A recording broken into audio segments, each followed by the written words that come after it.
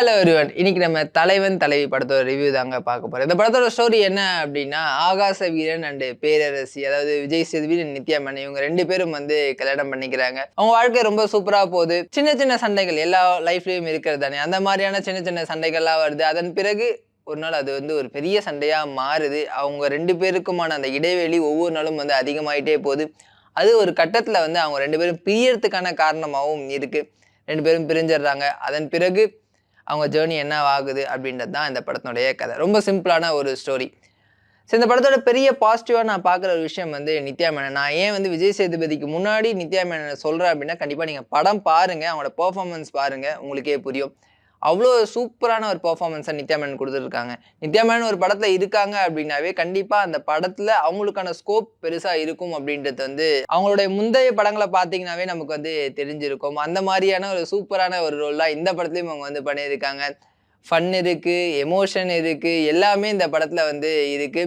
அவங்க ரொம்ப ரொம்ப சூப்பரா நடிச்சிருக்காங்க. அந்த கேரக்டரே வாழ்ந்திருக்காங்க அப்படின்னு தான் சொல்லணும். எந்த இடத்துலயுமே வந்து அவங்க வந்து ஒரு பெரிய ஆக்ட்ரஸ் அப்படின்ற அந்த நெனப்புலாம் நமக்கு வரவே இல்ல. நம்ம பக்கத்து வீட்டு பொண்ணு, நம்ம எதிர் வீட்டு பொண்ணு, அந்த மாரியான ஒரு ஃபீல் தான் நமக்கு வந்து வந்துச்சு.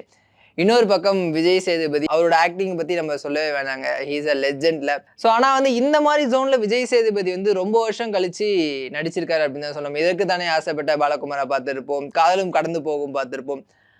காதலும் கடந்து போகும் மாரியான படங்கள வந்து பார்த்திருப்போம். அந்த மாரியான படங்கள்லாம் வந்து ஒரு இன்னசென்ட் இருக்கும், ஒரு வெகுளித்தனம் இருக்கும். அந்த மாரியான ஒரு பெர்ஃபார்மன்ஸ் தான் இந்த படத்துல அவர் வந்து குடுத்திருக்காரு.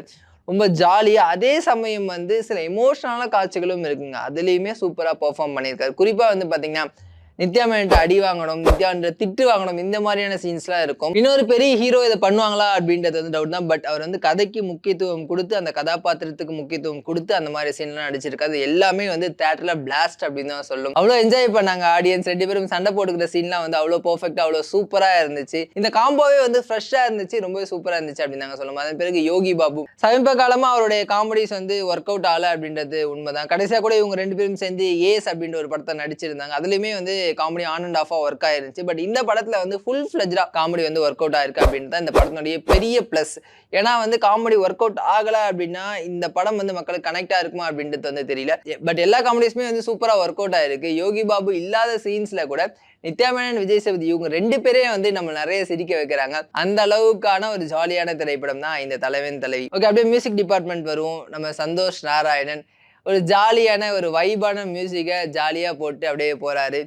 எல்லா சீனுமே வந்து ஒரு வைப் மோட்லயே வந்து தலைவர் மியூசிக் போட்டிருக்காரு அப்படின்னு தான் சொல்லணும். ரொம்பவே சூப்பரா இருக்கு. எல்லா பாடல்களுமே ஆல்ரெடி ஹிட் அப்படின்றதுனால அதை காட்சியோட பார்க்கும்போது அது இன்னுமே அழகா இருக்கு. இந்த படத்தோட இயக்குனர் பாண்டிராஜ் அவர்களை பத்தி சொல்லி ஆகணும். ஏன்னா வந்து சமீப காலமா இந்த குடும்ப பாங்கான படங்கள் அப்படின்றது வந்து ரொம்பவே குறைவா தாங்க வருது. குடும்பங்கள் கொண்டாடும் வெற்றின்னு வேணா அவங்க சொல்லிக்கிறாங்களே தவிர, பட் ஹோல் ஃபேமிலியா என்டர்டெயின் பண்ணக்கூடிய படங்கள் வருதா அப்படின்னா ரொம்ப ரொம்ப கம்மி. அதை உடைச்சது இந்த தலைவன் தலைவி அப்படின்னு தான் சொல்லணும். ஸ்டோரி வந்து ரொம்ப சிம்பிள் ஸ்டோரி தாங்க. பட் ஸ்கிரீன் பிளே வந்து ரொம்ப அழகா, ரொம்ப யதார்த்தமா இருந்துச்சு. ஒரு கணவன் மனைவிக்குள்ள நடக்கக்கூடிய பிரச்சனைகள், கருத்து வேறுபாடுகள், அது எந்த எக்ஸ்ட்ரீமுக்கு போகுது, அதுல எப்படி சமாதானம் ஆகுறாங்க அப்படின்னு இன்றைய கால குடும்பங்கள்ல இருக்கக்கூடிய பிரச்சனைகளை முன்னிறுத்தி ரொம்பவே ஜாலியா சொல்லியிருக்கிறது தான் இந்த படத்துக்கான வெற்றி நான் நினைக்கிறேன். இது அவங்க சீரியஸா சொல்லியிருந்தா மேபி அதை வந்து மக்களுக்கு போர் அடிச்சிருக்கலாம்.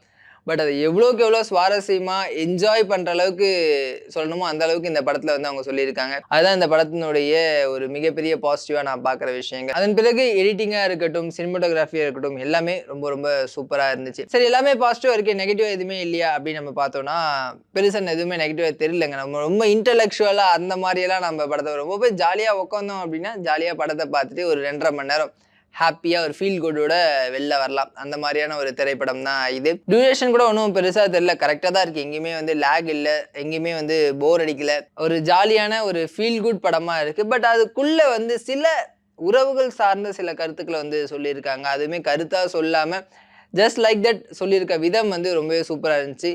இது எல்லாமே சேர்ந்து இந்த படத்தை வந்து ஒரு சூப்பரான ஃபேமிலி என்டர்டெய்னரா மாத்திருக்கு. கண்டிப்பா ஃபேமிலியோட இந்த படத்தை நீங்க பார்த்தீங்க அப்படின்னா உங்களுக்கு கண்டிப்பா பிடிக்கும் அப்படின்றது தான் உண்மை. மற்றொரு வீடியோல உங்களை சந்திக்கும் வரை உங்களிடம் விடைபெறுவது உங்கள் நவீன். தேங்க்யூ.